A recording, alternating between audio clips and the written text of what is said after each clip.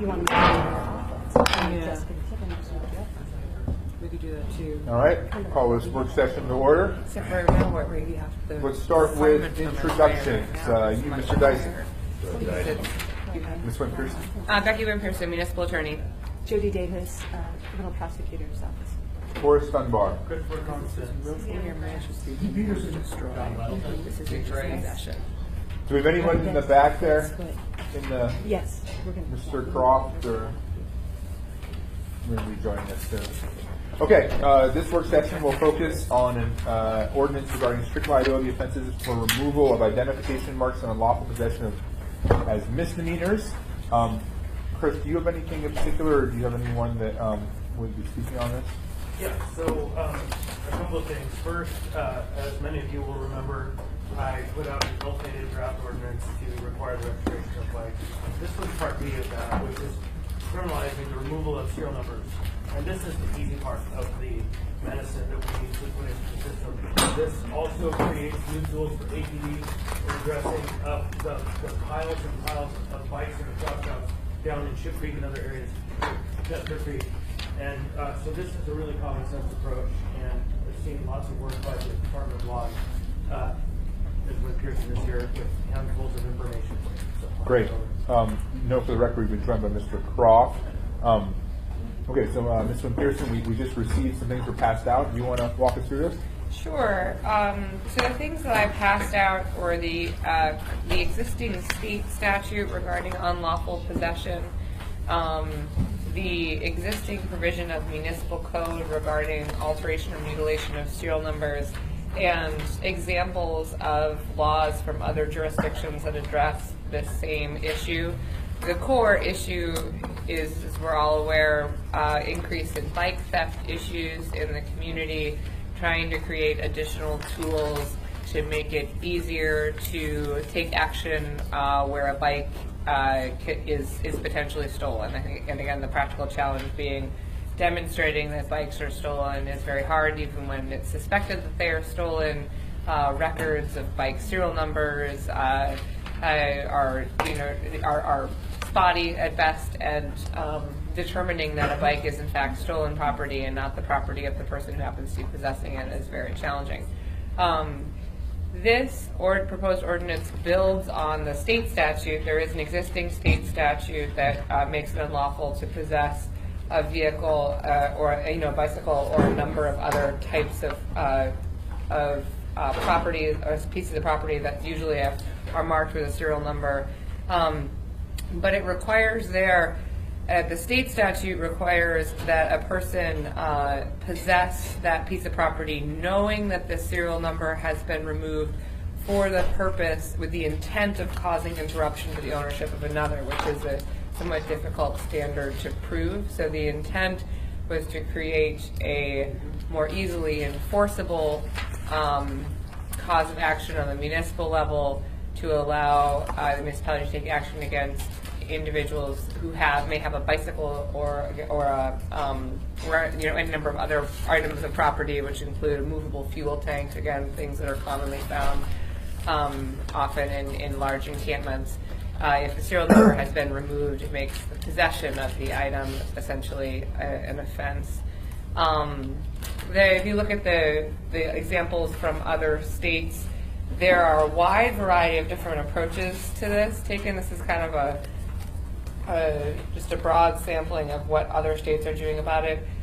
The option that we're looking at doing here is on the sort of more easily enforced, more strict end of the spectrum. Then the opposite end would be needing to demonstrate that knowing a much higher level of intent in engaging with the property, either in actively demonstrating that the person themselves was the one who removed the serial number, or that they were both the person who removed it and that they removed it with the intent to obscure its identity, as opposed to just removing it because they prefer to have items that don't have serial numbers or something like that. We've taken a much more, a much easier to enforce and more strict approach here, and then a number of these jurisdictions. And again, the intent is to create an easy tool to allow for enforcement of bike theft.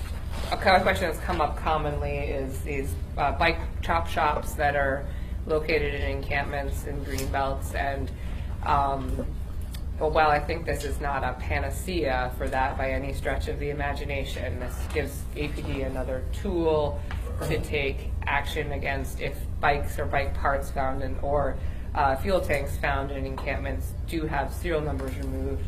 It creates the presumption, again, they're subject to this statute, they wouldn't, or this provision of the code, and they would be deemed stolen property as opposed to property of the person who possesses them in the park. This is sort of one of those great quandaries that has come up several times, that if we clear a camp, especially if we do it on the shorter time frame, where there is a bike chop shop located, we consider those bike parts to be the possession of the person who possesses them, unless we can prove that they're stolen, which is what we have to do. So it creates a situation where we might end up storing, hundreds of bike parts if we can't demonstrate that they're stolen. So again, not a panacea, but it creates another tool. There is one other thing I passed out was the existing minor offense that's in the Title IX of Municipal Code that does make it already unlawful to willfully or maliciously remove a serial number. I'm here today with Acting Municipal Prosecutor Jody Davis, and she and I have actually been talking about a few minor tweaks we might suggest to this version, which might include actually formal repeal of this section of Title IX. They can coexist, but it would be more clear if we make it very clear that these kinds of actions should be prosecuted as misdemeanors under Title VIII as opposed to as minor offenses under Title IX. She and I have also been talking about some potential tweaks to the intent language under the unlawful possession section that we could come back to the body with some proposed language regarding. And that's basically it, yeah. So hold on, Chris, I have some questions, and then I'll get to you. So I have a couple questions. The first you just answered. So I was wondering what this did that this other version didn't. And you're saying that the one in Title IX should be repealed if we pass Yeah, and this. it's a couple different things. One is the Title IX is a minor offense. It's not a misdemeanor. So it creates a penalty. So it's increased penalties under the new proposed version. It also is again a lesser mental state that's required. This says this only makes it unlawful for someone to willfully or maliciously remove a serial number. And again, it's a different standard in the revised draft. So I have, okay, and then my primary, I'll do my secondary concern first, and then I'll do my primary concern with this ordinance. The secondary concern, and this is just one of the many places this applies to, but I think it's kind of particularly prevalent here. Mr. Dyson and I did some work at the state level a number of years ago related to a variety of crimes. And the dollar amounts that had been associated with theft crimes hadn't been changed since the early 70s. And so what had been a felony in the 70s, it made sense as a felony in the 70s. Now you could ding someone's car and commit a felony. In the same way, this $250 number looks very reasonable now, but I am worried that in 10 or 20 years it'll be very inexpensive. In the same way that 20 years ago, I actually don't know what bicycles cost 20 years ago, but I imagine they were considerably less than this. And so I'm wondering if there's some way to build in an inflationary term in this, so we don't have to go back and be constantly updating the price, but where we can say $250 in 2018 dollars or something like that. And I don't know if there's other places in the law we've been able to do that. I think maybe I'd have to look at SB 91 under state law. They raised the cap for thefts from $750 up to $999, and I Right. thought there was a tool in Okay. that for state law, something that we don't do. This is the same problem we would run into. All of our thresholds in Right. Title VIII are monetary specifically, so we Right. could double check what we So do with those. I it- don't know if we update from time to time or if we just. It cuts both ways, right? Sometimes it means that our fines should have inflated and didn't, and so we're giving very minor fines, and we just passed a law to do that. But in this case, with a consumer item that I think actually the price will increase significantly in the next 10 to 20 years, I would like, if we could think of a clever way to add an inflationary term, I would like to. So that's my secondary problem. Okay. You'll be in the queue to get it, but So Chris and then Dick. My primary concern with this, and I heard you guys talking about it before, under unlawful possession, unless I'm misreading it, this is a strict liability offense, right?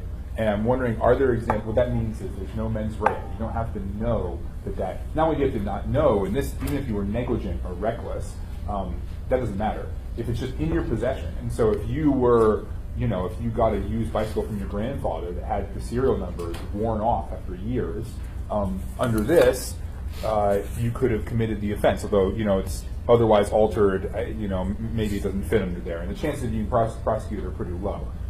But typically in American law, there are relatively few strict liability offenses for exactly this reason. You have to have a guilty mind.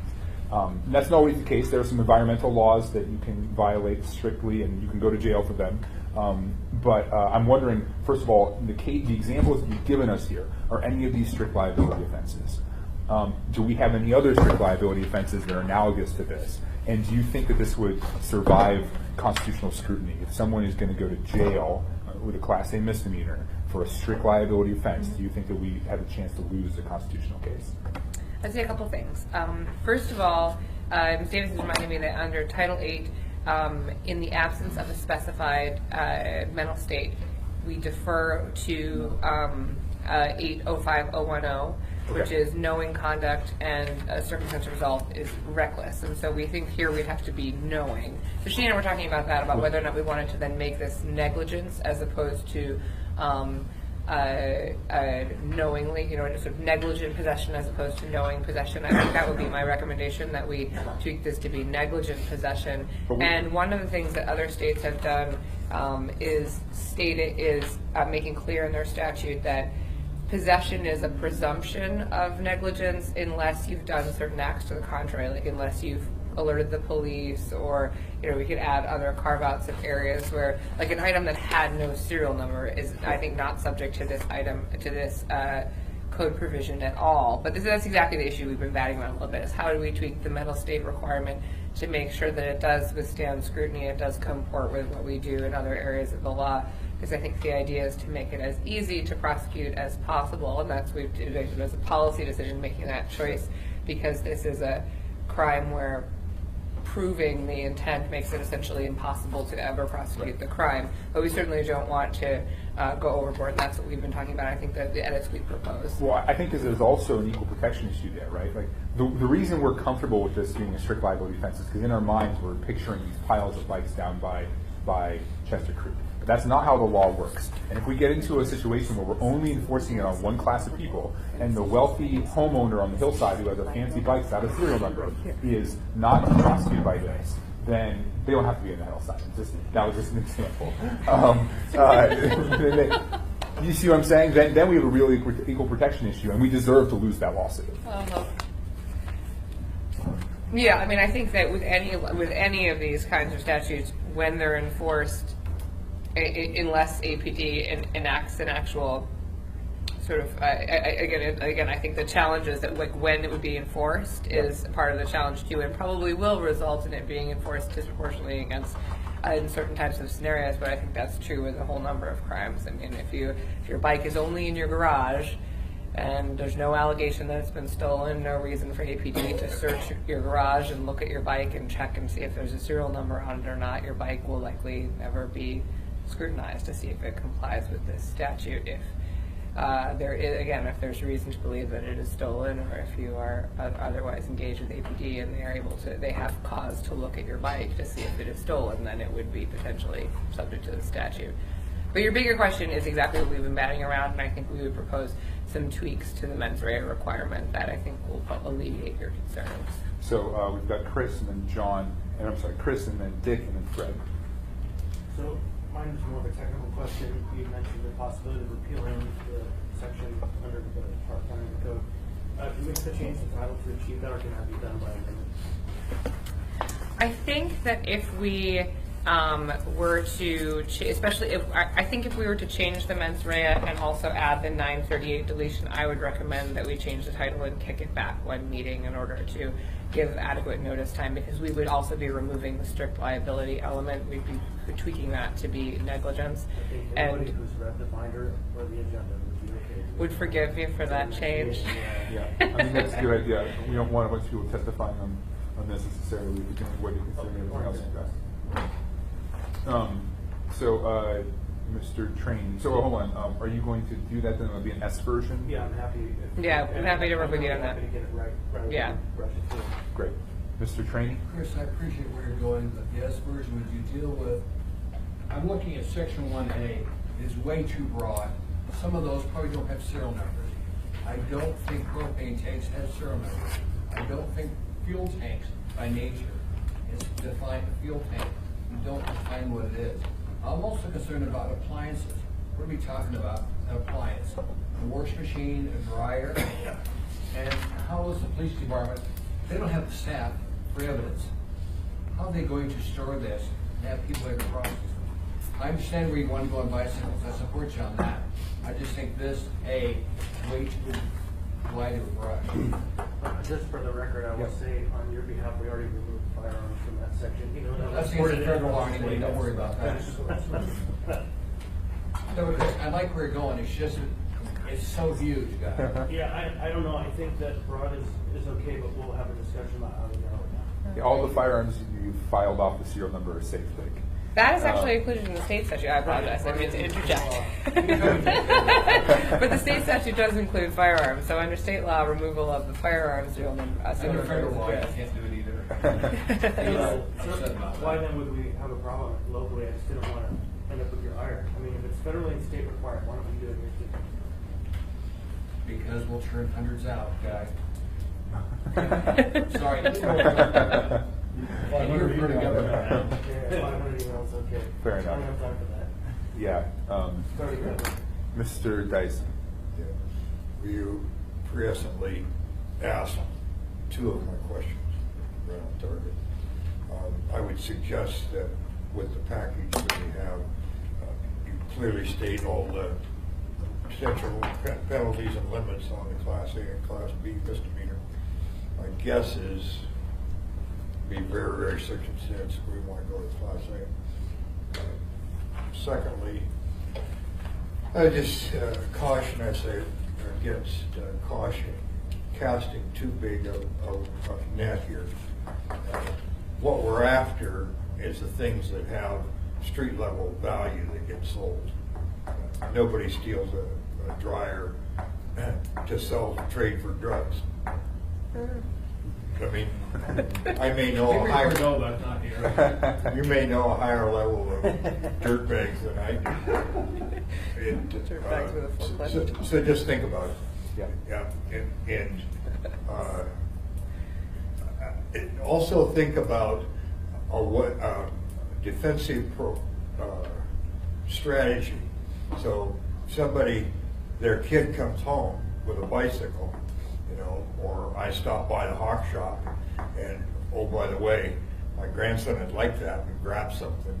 I get home and find out, that, or got it at a garage sale and so on, that there's a place that I can declare that. Mm-hmm. I got bike Y, model X, blue and chrome, and posted somewhere. So I, who have no mens rea, have a way of defending myself when I find out if somebody ever went after me. And the last one is, some of this stuff can get misused. Now, all of us are in public office, and we in this level don't get many violent people wanting to really come after us. But legally, and so on. So, but the situation where somebody knows that you have, this piece of equipment or whatever it is, and they rat you out, not because there was harm done or by you, but they want to get you. And we've certainly seen some of that. And so just things to be aware of. Yeah. So Thank you. Two more thoughts on that. Yeah, and then, Chief McCoy, if you want to come up, but I have two more thoughts on that going off what Fred just said. So this would apply to, unless I'm misreading it, this would apply to pawn shops and the like. I mean, if they had a bunch of goods with those serial numbers removed, they're violating this, right? They're Yeah. possessing it. And the second, what are their, and perhaps the prosecutor would like to let me know about this. What kind of affirmative defenses could a person perhaps offer in this case, or would they have available to them? I mean, if it's strict liability, I don't know much that you could do, but I mean, if you did have this, you had something, you had an appliance that had been, like a very old one that had been in your family for years, and the serial number had been destroyed one way or another, and somebody for some reason you got reported. How would you prove, like, no, this is mine, we've had this for 30 years?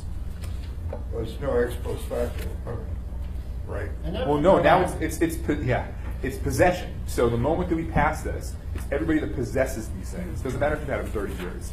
It's possession. So your act occurs at that point going forward. Well, I don't think it would be strict liability just because of our code provisions that say a circumstance or result is recklessly. That's what it says, what the mens rea would be for that criminal liability. And so we would then be looking at the reckless intent. But in that case, I mean, That's a conscious disregard.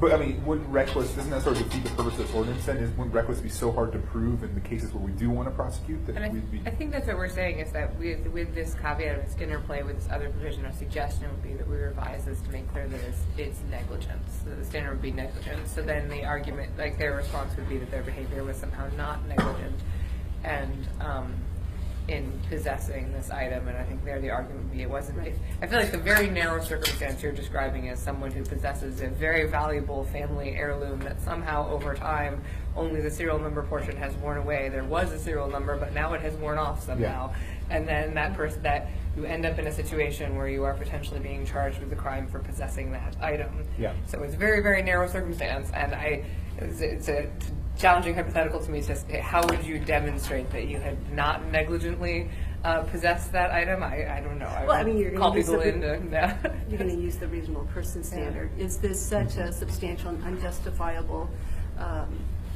deviation from what a reasonable person would perceive of the situation? Yeah.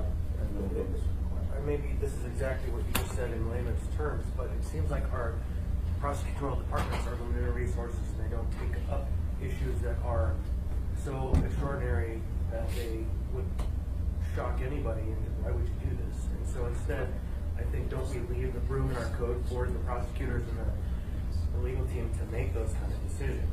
I agree, but if we see that coming down the pipe, then we should try to write the law as best we can to avoid relying on prosecutorial discretion, because that also is where you get into some of those equal protection issues. Because if you have a class of person that they have decided not to prosecute, I mean, sodomy law is the most famous example of this, where it's supposed to apply to everybody. The prosecutors only applied it to one set of people, right?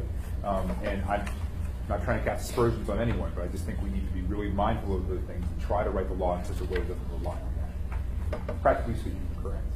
If I may, Mr. Chair, I do think two things, the tweaks that we would recommend that would be a prophylaxis. Again, some of that would again be clarifying the mental state to be a negligence standard, where you could then counter argument that you were not negligent in possessing this.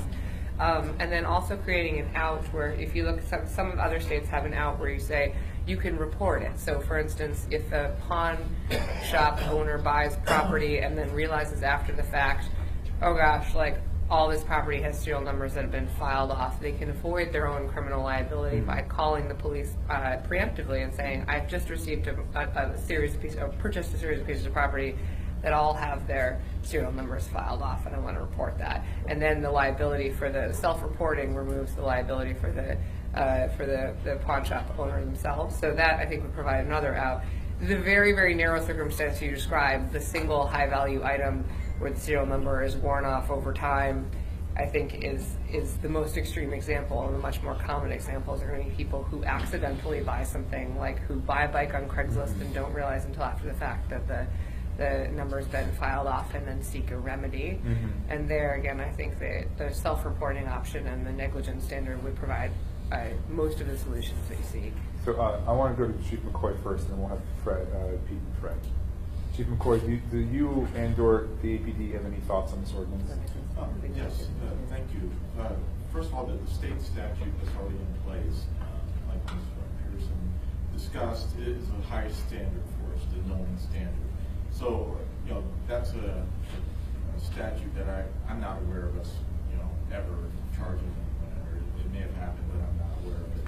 So reducing or lowering the mental state would be an effective tool for us to deal with some of the situations where we're coming across people in possession of large amounts of property that we believe is stolen.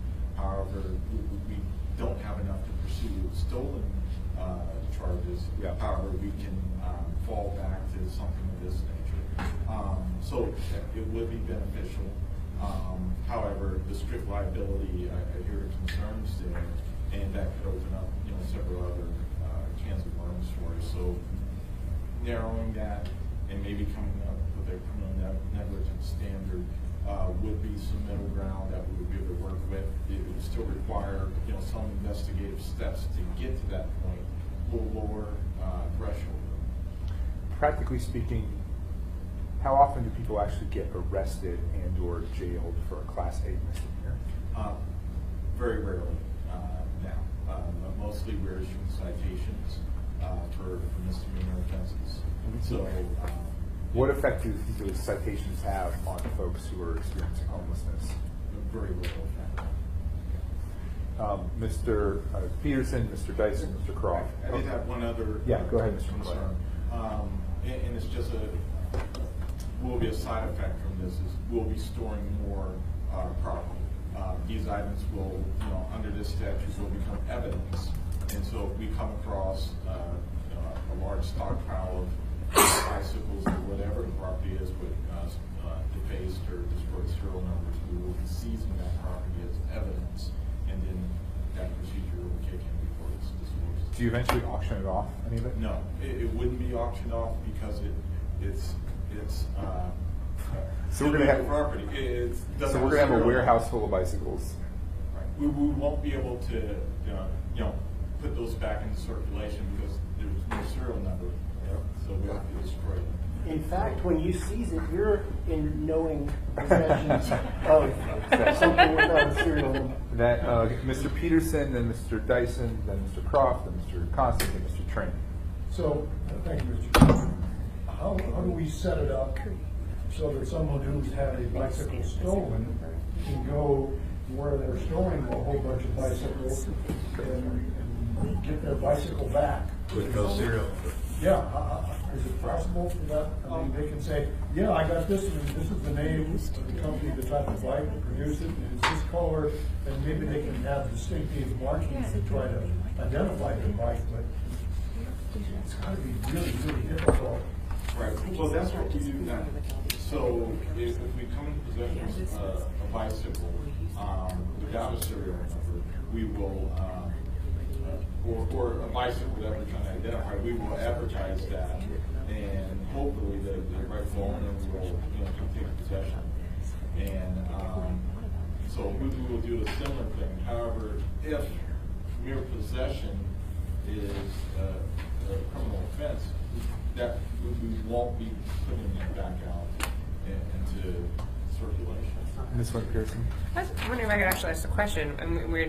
Ms. Davis was pointing out to me that the existing provision in 938 contemplates the police department stamping serial numbers onto the frames of bikes where no serial number can still be found. Is that something that you guys currently do or could practically do if we created that out explicitly in here that you could re-stamp bicycles and sell them if needed? It's a possibility. I'm not aware of us doing that, but I do know with firearms, for instance, if we recover a firearm that's had the serial number removed, and we can determine the rightful owner, they can apply through ATF to get the firearm re-stamped with a serial number. So that's what happens with firearms. Something like that could be put in place for bicycles.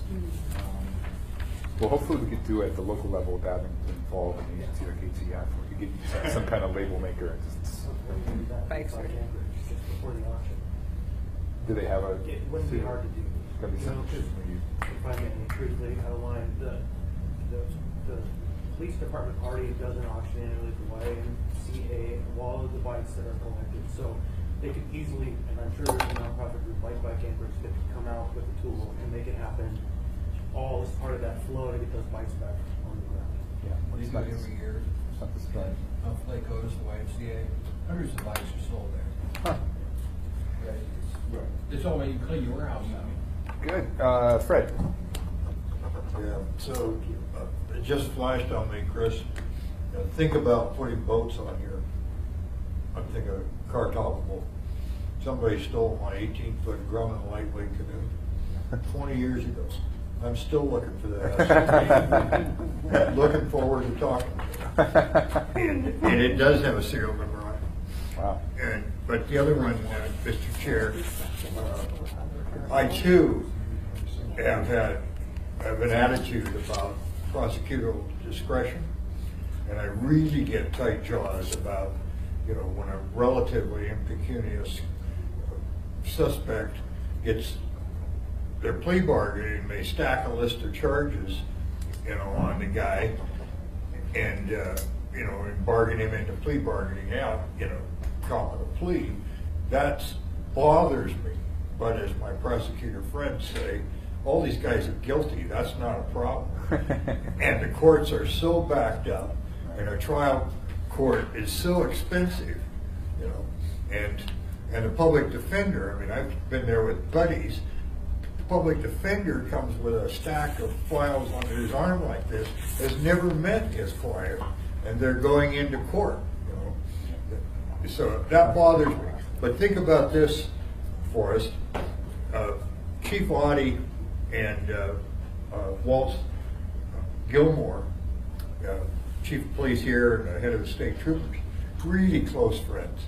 And Audie told me about nailing a serial murderer, and they knew he was, but they didn't have the evidence, so they got him on a half a dozen other violations that put him away for 10 years, and that's prosecutorial discretion. And I don't want to lose those tools either, and so think about that. I want very fair-minded people to be making these decisions, but not misusing them. And your concern about the danger of the misuse is very, very valid. But we got to think about the other end of it too. I don't even know how to talk about it more than that. Thank you, Mr. Dyson. Mr. Croft, you want to? You're in the queue. No, go ahead. All right. Mr. Constant. Thank you. Well, I'll start by, if we pass this into law and because of a bite, we put a murderer into jail, I'll apply the whole shift to the end. And, but that said, I just want to point out something you said, that this is for the homeless. This is not for the homeless. This is, in fact, to catch criminal operations that are operating within environments that are high homeless, but it's really targeted at criminal activity, not at people who don't have a house. And so I want the record to be really explicit about that. And that's the intent. And the second intent is that Officer Welch will once in her career be able to get someone for a stolen bike. Thank you. Yeah, it's a good clarification. I fell victim to the conflation that we are hearing very often in our public testimony. You're right. This is not for people experiencing homelessness. These are for people who are committing crimes that might live in similar places. Mr. Trainee. Chief, would you look at section 1A? It's very broad.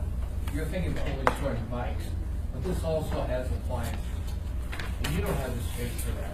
Would you help us as it's being crafted? Please get input.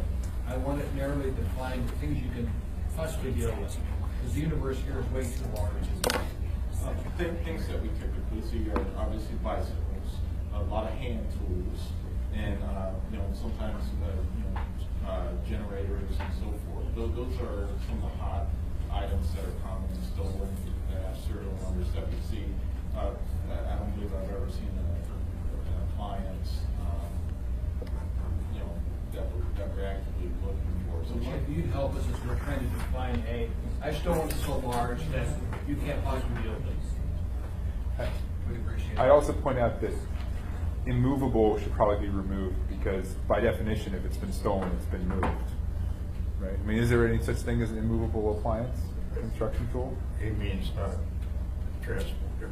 Well, I mean, maybe there's a legal definition for it, but if it's out in Chester Creek, it's been moved.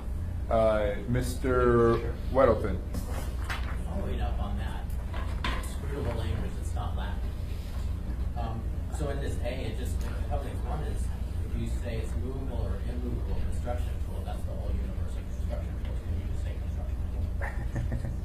To the chair, certainly, that movable or immovable comes directly from AS 1146-270 in emulating the state statute, but I agree that I'm not sure why there was the need at the state level to clarify both movable and immovable solely for construction tools.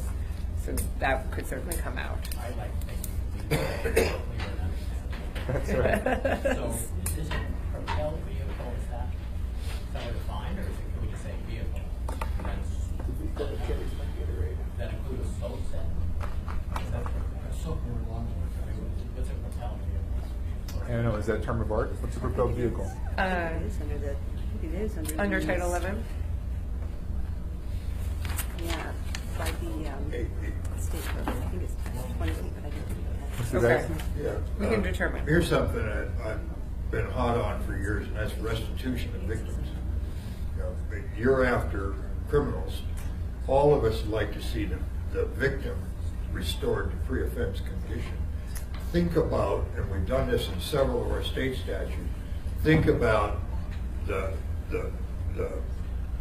bad guy is on the hook legally until he has made restitution completely to his victim. That's a part of the sentencing stuff.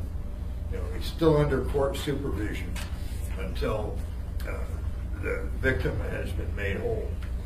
Mr. Chair. Yeah. You know, the part of this ordinance that would draw the line and connect us to the victim was removed because my fingers were burned badly. And that's the idea of the registration, so we can actually tie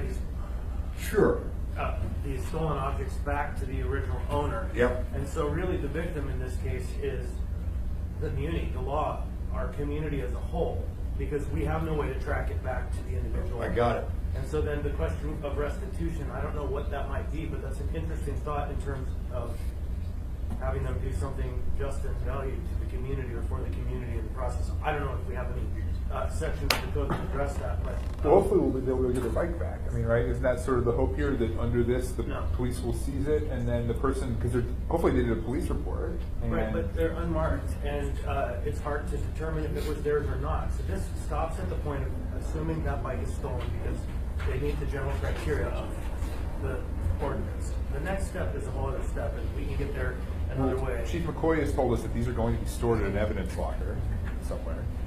You know, I did a police report a few number of months ago when stuff was stolen from me, and actually I did get some of it back. So, I mean, you've got it in evidence, you've got a general description, probably photos of it from the police report. I mean, what's the process by which you can connect that person and get them their bike back, or is it assumed you cannot? Oh, no, so we can. So when the bicyclist sees our people in our property and evidence section, they'll do the research to see if they can connect that bicycle to a victim. You know, in this scenario, it wouldn't have a serial number, so they're really going to have to try to connect that, and it's not going to be an easy task, but it can be done, and there will be success stories of people being reunited with their bicycles. However, the line majority most likely will not without a serial number, but it's something that our evidence technicians work, it's something that they're trying to. And right now, that doesn't happen because it's not a crime, is that right? So it doesn't go there, it's just, if there's a bunch of bikes in one of these camps, for example, it's just basically collected up and destroyed by the parks department. Thrown into the dumpster. And there's no charges to Yeah. Mr. Peterson? Thank you, Mr. Chairman. So if we pass an ordinance similar to the one we're discussing, is that going to swamp the staff over there, the evidence department? Because I assume we're going to start collecting more bicycles if pass this, and so they're probably already buried over there as it is, aren't they?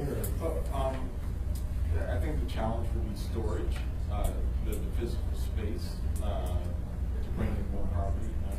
So that would be the challenge. I could add, though, it would be limited, because the removal of serial numbers isn't every bike. It's very limited, the net impact of this. Yes, I guess because people don't bother to register them, most of the bikes down there, they don't even bother. They're stacked with their serial numbers. They're still destroyed because they don't know who they are. No, they're sold at that point if they're not trash. Oh, so somebody who grabs them from the city? But and if brings they're them out? still decent, the city will bring them in, and then they'll hold them, and then they'll end up in the same process in which the bikes leave. Oh, the lease. good to know. Mr. Train and Mr. Dyson. She's not to be too big of a pain in the ass. I remember the last budget saying, you guys got a whole 3 people that were supposed to go to evidence and dispatch. They don't have the staff for this, I'm sorry. Remember the budget cycle? They only increased by 3 people. That's a nothing. We need to give them more staff, and we're gonna give them more things to do. Sorry, Chief. Well, in the 3.5 million on the bonds, is that right? For the that's for evidence storage primarily, correct?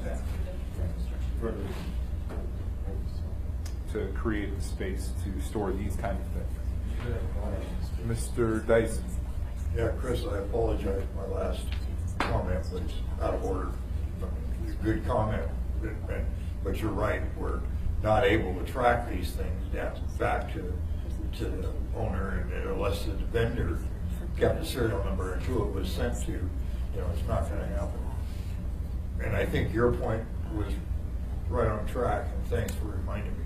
What we're after is stopping the criminals. Yeah. So if we just find out a bunch of bicycles abandoned somewhere, I think we have a limited responsibility, with all the numbers gone, have a limited responsibility to store those, because they're not evidence that we know of. Because we can't, but if we catch a suspected bad guy with it, then this gives us another tool to go after him with. And he's got to prove that these things are in his possession. He didn't cut them off, and you certainly knowingly has got them. So that, and I think that's what you're after, and I misunderstood that. I would add, if I could, just that it's to end also the impunity in which these people who are operating these criminal operations just stand there and laugh at you as they're conducting their criminal Activity. conspiracy with their peers. Yeah. And you can, in fact, even if it's just a ticket, it gives the police an opportunity to interrupt at that moment and say, no, we're done here right now. I got you. It gives us the tools, instead of him actually standing there and saying, oh, this is my property. In fact, you need to store it for me for the next 2 weeks. Yeah, I want the guy that's been storing my canoe for 20 years. Chris is I'll be not glad over to. right now. It was gifted to me. I found it. And Right. it's impunity. What you're saying. It's impunity. Well, but in most of those cases, the serial numbers aren't removed. But still, there is a fraction of these cases in which this school will provide APD a better, more reasonable response. Mr. Weddleton. A couple of things. One, we would say, if you get a bike and you self-report, you self-report. There are other comparable statutes in different states have you self-reporting to either the police department or other, some of them specify, or other law enforcement agency. I assume here it would be the police department. So if you were to add that feature in there, you could find something. It would be an What I was online asking report. about that. Yeah. You go to the website. So then another thing, so we were talking about state of mind when you do it. I think, well, if someone's got one bike without a serial number, whatever, what can you say? Refer to say, might say, someone who's got more than one item with a missing serial number, suggest that You certainly, through the chair, you certainly could. And again, looking at comparable statutes in other states, some of them only target people who possess, a number of different pieces of property with an intent to resell, and they're targeting like pawn shop dealers or mass resellers. I think another way to capture that concept could be looking at the total value threshold for whether it's a Class A misdemeanor or Class B misdemeanor, or we could build in a minor offense category. And there's ways to tweak that too, assuming the total value of one bike is relatively low. But if you have 10 bikes, if you've exceeded the threshold there, granted the wild card there is the bikes are worth wildly disparate amounts of money depending on whether you traffic in, Huffies or fatbacks. Is a fatback an expensive bike? Yeah, well, all fat bikes are pretty expensive. Okay. 1,000. I think the basic model is like 3,600 right now. I've got a good Huffy sounds pretty fancy to me. Mr. Peterson? Well, I was just looking at California, and they have right in the first line, it says, a person who knowingly buys, sells, receives, pledges, whatever. Yeah. So, I don't believe we have knowingly, so they have to, in order to break the law, they have to know that the thing they're buying or selling does not have a serial number on it, and probably is stolen. So certainly, so as I mentioned, there's different mental states required in all these variety of different statutes. Ours, as Ms. Davis has reminded me, would be de facto knowingly unless we made it somehow, unless we specified otherwise because of other provisions of Title VIII. But our recommendation would be to use negligently, which is a slightly lesser standard than knowingly, where you. Yeah. Okay. All right, good discussion. Mr. Trainee? Since we're trying to figure out costs on bikes, I knew you didn't buy a Huffy. So tell me what your fat bike did run you. Well, through the chair, Mr. Trainee, I actually bought my fat tire bike on Craigslist. So, we serial number. I don't. Big file Flip it over. But I think I paid enough money for it, Mr. Trainee, that it probably does have a serial number. So I'm just guessing. Good point. Mr. Constant? The starting models at the cycle shop next to, what's the restaurant there on Northern Lights? It's the bike shop, is what they call it. It's $1,200 on sale. $1,600 to as high as you want to spend. You can get a custom fast tire bike, and in fact, they were printed in Alaska. And so it's anywhere from roughly $1,000 on.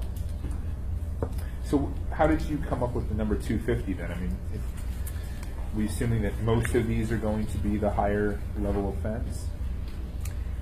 That's a good question, and quite frankly, if this was drafted many months ago, my recollection is that it aligns with the turning point between Class A and Class B misdemeanors for other types of theft offenses in the code. Ms. Davis probably knows better off the top of her head than I do, but that I believe that's why we came up with that distinction. Thank you. Mr. Croft? So just going through the different statutes, New Jersey, an interesting thing, it's a defense to a prosecution under this subsection that a person lawfully possesses the usual indicia of ownership. So I guess that's the distinction, right? It's like, I got a bunch of parts, the serial numbers of the case, I have no other indication that I own it. Yep. From you're at your house and you have a canoe, no, actually it is here, but I can show you the receipt, I can show you, I got other stuff. Anyway, that might be a way around trying to distinguish between the two things, the one we're trying to hit and the others that we're trying not to. Yeah, I like that indicia of ownership, although it sort of, it does, although it also sort of reminds me of the, what's that term, the curtilage, right? Where it's like, oh, well, this is a homeowner, it's in my house, so that's an indicia of ownership. Right. Although, through the chair, I think that this is what could address your very narrow exception of your family heirloom. To the extent you have photos of your family back 3 generations clutching the same bicycle with its worn-off serial number, that could be family tradition to wipe out serial numbers over the generations. Yeah, your granddaddy was a gun runner. That's right. Okay. All right. Well, I think that's a good discussion. We're going to have an S version of this with a number of changes. It sounds like, and we will put off a vote until January. Is there anyone from the audience who'd like to participate? Okay, Mr. Haberman, go ahead. You have 3 minutes. My name is Eugene Haberman. I represent myself. I follow the public process. The public process is done privilege. Decision made by the governing bodies warrant in public interest. I live in the Massachusetts Valley. Where do I begin? But I'll be discussing the item that's before you right now this meeting. Last regular meeting you had, this is for public hearing. And you had, prior to the public hearing, you had a schedule for a meeting on the subject, but it got canceled. When I addressed my comments at that public hearing on this issue, I said, why did you cancel?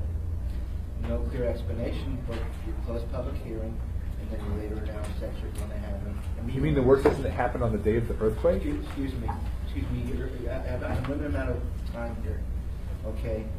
So, the correct thing would have been to continue public hearing. I'm also hearing in discussion here, there was a lot of information gathered here, but the public hearing, there was only one document that was part of that public hearing. It happened again in the midst of the order you had approved.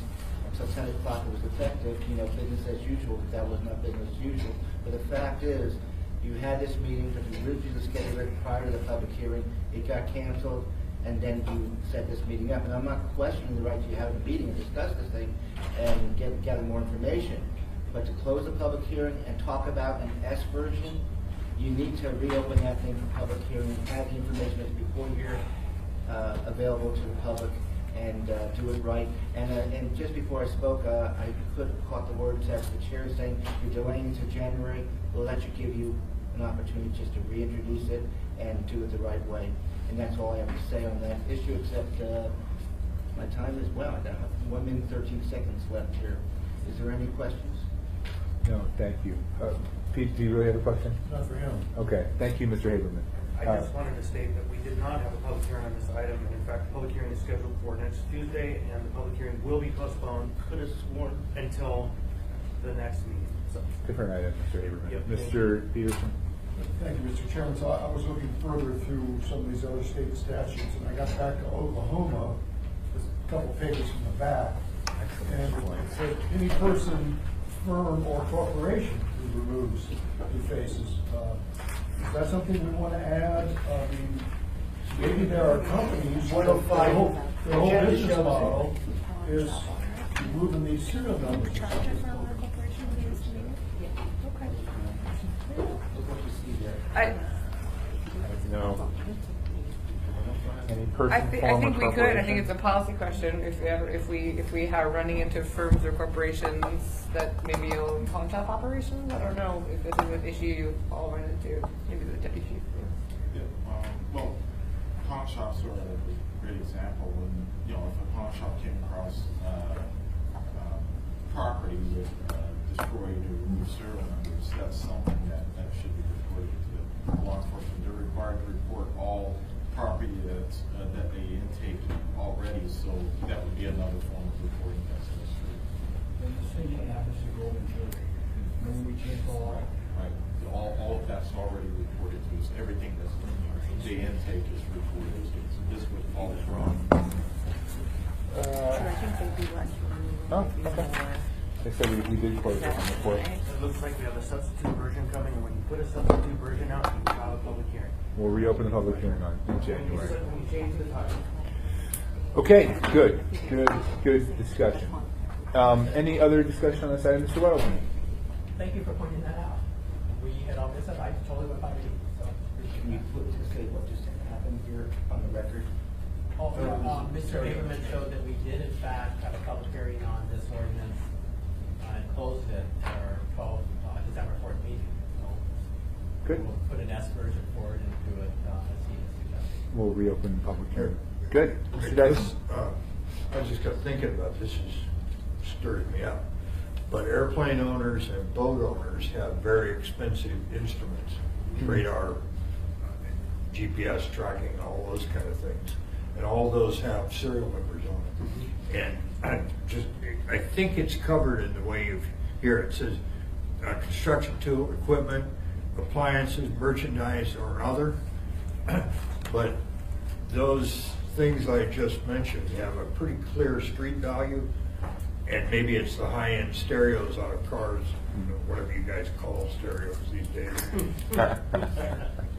and so on. So I think it make clear that that's Also included. So now, if I might, this is a tension between narrowing and expanding. And so I think we'll do some work on that, and I agree with you that and what maybe the term we want is inclusive. includes Yeah, means and- these and other things. And I think we're largely after the stuff that are easily sellable on the black market, or the gray market, often was Craigslist trademark it. Yeah, like Barbara Jones's Fat Tire Bikes, apparently. Sure. I'm gonna go check that serial. Okay. All right. Well, thank you all very much. We'll take a break for the next work session.